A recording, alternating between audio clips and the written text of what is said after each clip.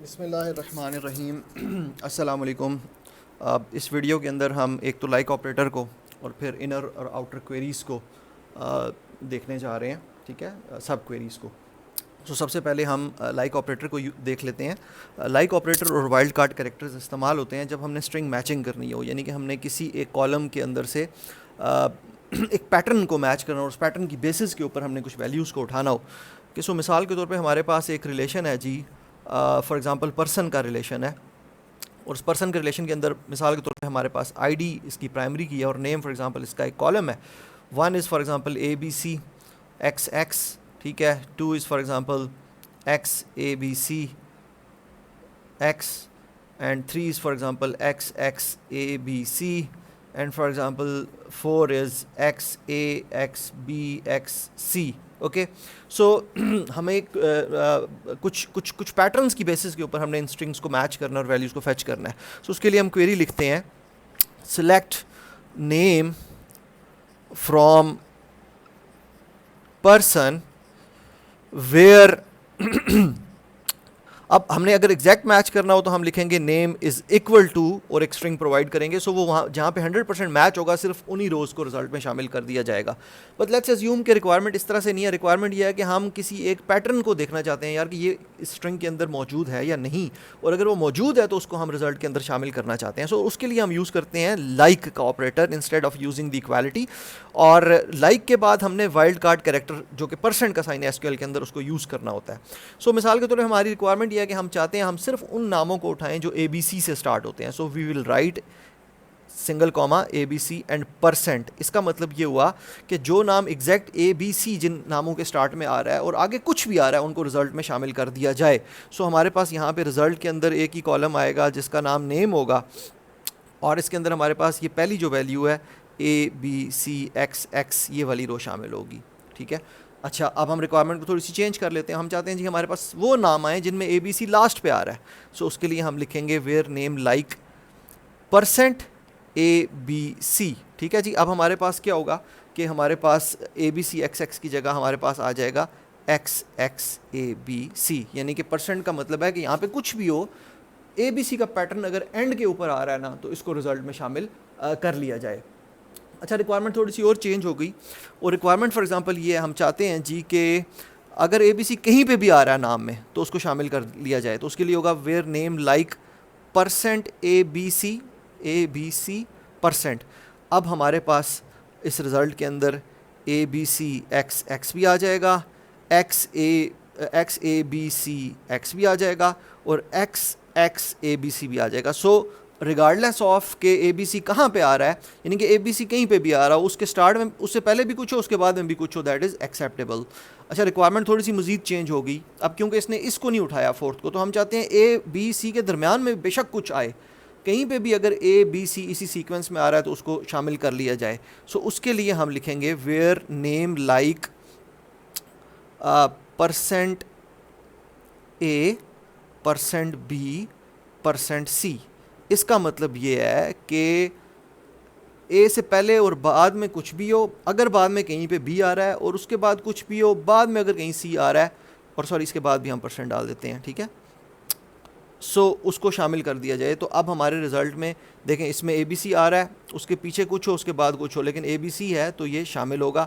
इसी तरह से ये ए बी सी भी शामिल होगा, इस तरह से ये भी शामिल होगा, और इस तरह से ये भी शामिल होगा, क्योंकि हमने ए बी सी के दरमियान में भी परसेंट डाल दिया है। सो इस तरह से हम स्ट्रिंग मैचिंग करते हैं, इस तरह से हम पैटर्न्स को निकालते हैं किसी स्ट्रिंग के अंदर से लाइक ऑपरेटर और वाइल्ड कार्ड कैरेक्टर्स की मदद से।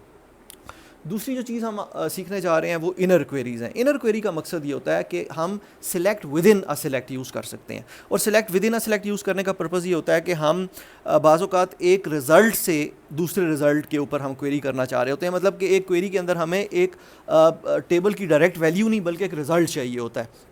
सो एक तरीका तो यह है कि हम उस रिज़ल्ट को पहले निकाल लें और फिर हम उस रिज़ल्ट को एक क्वेरी के इनपुट के तौर पे यूज़ करें, लेकिन ये तमाम सिचुएशंस में एप्लीकेबल नहीं होता, और बेटर यह है कि हम एक क्वेरी के विद इन दूसरी क्वेरी को इस्तेमाल करें जब ये प्रोविजन हमारे पास मौजूद है। सो select with in a select को हम इनर क्वेरी कहते हैं। ये दो किस्म की होती हैं, एक को रिलेटेड सब क्वेरी और दूसरी नॉन को रिलेटेड सब क्वेरी कहलाती है। सो एक मिसाल लेते हैं और हम इनर क्वेरी और कोरिलेटेड और नॉन कोरिलेटेड सब क्वेरी को समझने की कोशिश करते हैं। मिसाल के तौर पे हमारे पास एक एम्प्लॉय का रिलेशन है ईएमपी के नाम से, इसके अंदर एक आईडी है और एक नेम है फॉर एग्जांपल, और फॉर एग्जांपल एक सैलरी का कॉलम है, और फॉर एग्जांपल एक डिपार्टमेंट का कॉलम है जी, और ID 1 is x, salary is 500 and department is let's suppose HR, 2 is Y, salary is for example 510, and department is PR for example payroll, and there is another employee 3, name is Z, salary is for example 490 and department is HR for example.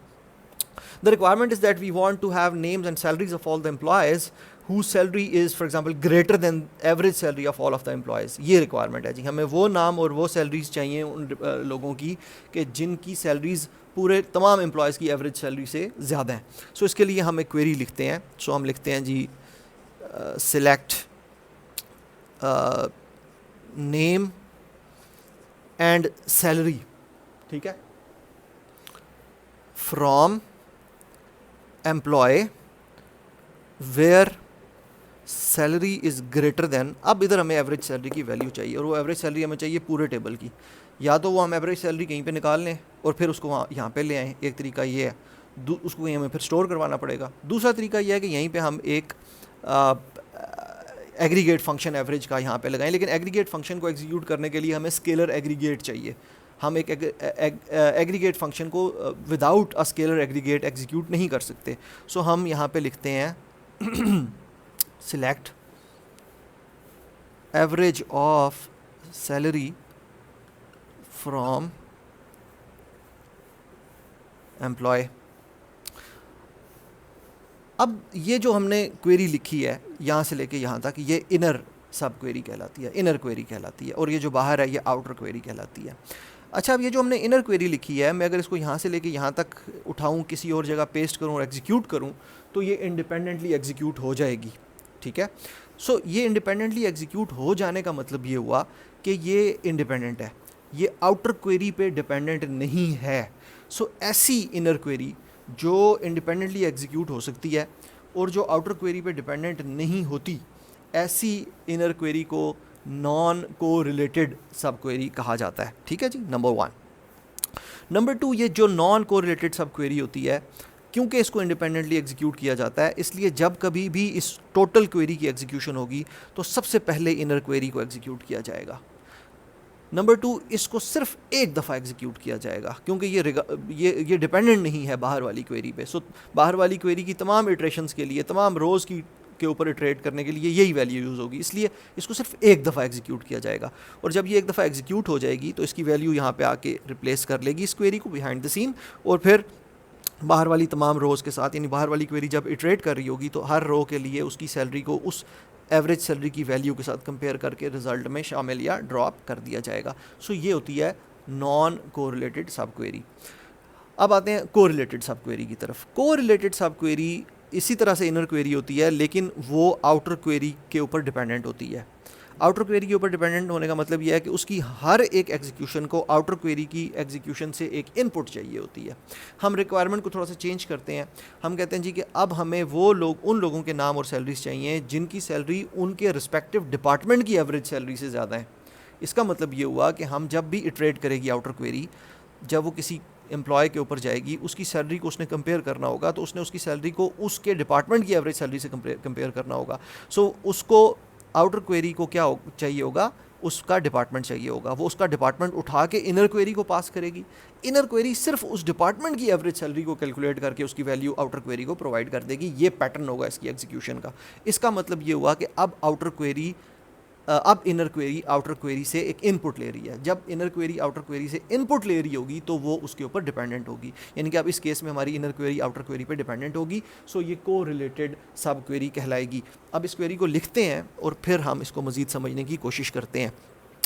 सो अब हम यहाँ पे निक names use करते हैं। हम लिखते हैं select E dot name and E dot salary from employ E where e dot salary is greater than, अब इनर क्वेरी लिखते हैं जी, select average of salary from employee। लेकिन तमाम एम्प्लॉयज़ की नहीं चाहिए, हमें सिर्फ उन एम्प्लॉयज़ की एवरेज सैलरी चाहिए जिनकी एवरेज सैलरी बाहर वाली रो वाले डिपार्टमेंट की एवरेज सैलरी। सो यहाँ पे हमें बाहर वाला डिपार्टमेंट चाहिए, सो हम लिखेंगे where from employ where department is equal to E dot department.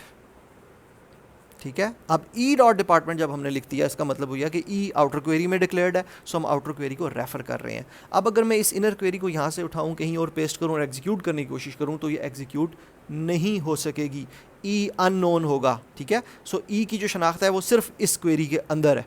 इसका मतलब ये है कि हमारी इनर क्वेरी आउटर क्वेरी को रेफर कर रही है, सो हमारी इनर क्वेरी आउटर क्वेरी पे डिपेंडेंट है। एग्जीक्यूशन इस तरह से होगी कि ये स्टार्ट में एग्जीक्यूट नहीं होगी, अब जैसे नॉन कोरिलेटेड सब क्वेरी होती थी, अब ये आउटर क्वेरी की हर एक इटरेशन के लिए एग्जीक्यूट होगी। सो आउटर क्वेरी जब इटरेट कर रही होगी अपनी एक एक रो के ऊपर, फॉर एग्जांपल वो पहली रो पे जाती है, पहली रो पे जब वो जाएगी तो यहाँ पे जब वेयर पे वो पहुंचेगी, वेयर में हम कह रहे हैं where E dot salary is greater than, यानी कि ये वाली सैलरी इज़ ग्रेटर दैन, और हम अंदर जा रहे हैं। अब हम अंदर जब जा रहे हैं तो हम अंदर जाके क्या कर रहे हैं, हम कह रहे हैं select average of salary from employ where inner query का department is equal to outer query के डिपार्टमेंट के। सो आउटर क्वेरी वाला डिपार्टमेंट यहाँ पे पास होगा, यानी कि फर्स्ट रो के केस में HR इनर क्वेरी को पास होगा।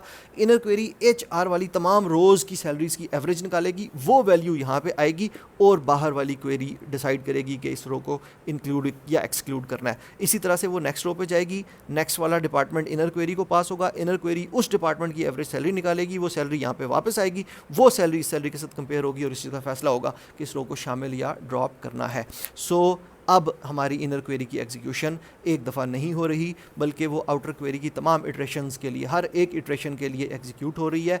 वो आउटर क्वेरी पे डिपेंडेंट है, आउटर क्वेरी को रेफ़र कर रही है, आउटर क्वेरी की से एक वैल्यू उसको पास हो रही है, उस वैल्यू के बगैर वो एग्जीक्यूट नहीं हो सकती। सो ये जो डिपेंडेंट इनर क्वेरी होती है, जो रेफ़र कर रही होती है, जिसको वैल्यू पास हो रही होती है, जो हर एक इटरेशन के लिए एग्जीक्यूट हो रही होती है, ऐसी इनर क्वेरी को रिलेटेड सब क्वेरी कहा जाता है। ठीक है, और इसकी निशानी ये है कि यहाँ से हमें पता चल रहा है कि ये बाहर वाली क्वेरी को रेफ़र कर रही है। सो ये था जी inner and outer queries. Next video के अंदर हम इंशाल्लाह सिलेक्ट की दीगर चीज़ों को डिस्कस करेंगे। अस्सलाम वालेकुम।